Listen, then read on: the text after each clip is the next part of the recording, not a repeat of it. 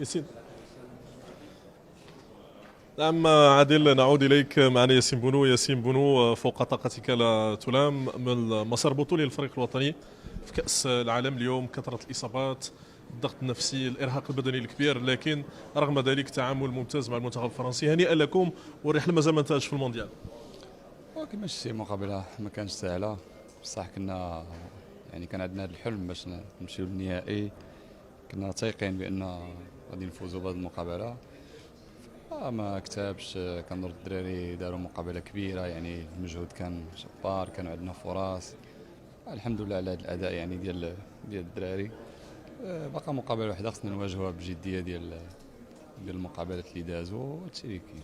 اكيد ما كانش سهل، على انه يتم الاصابه ديال كل رومانسيه. سنيف اكار تعودت على انه تلعب معهم قبل انطلاق المباراه، كانت شويه صعيبه بالرغم من الاداء الجيد لكل من اليمين خضري.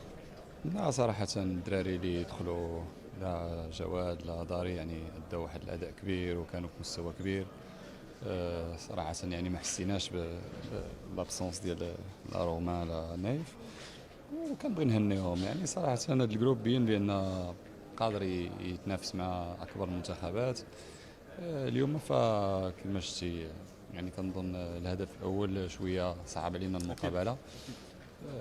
ولكن هي هذه كرة القدم، يعني المنتخبين بأن عنده شخصية، كانوا فرص من بعد الهدف. ومن بعد يعني جات واحد الفرصة ديالهم اللي كما شتي واحد الكرة يعني فيها شوية ديال الزهر فاتماركا البيت الثاني. على أي يعني المنتخب دار واحد المقابلة كبيرة صراحة، والأداء كان كبير. ابتسامه ديالك فينا. ديما ديما كاينه. تبارك الله عليك ياسين الله بونو، يعطيك وشكرا لك. بالتوفيق في المباراه المقبله امام منتخب كرواتيا. اعود اليك عادل.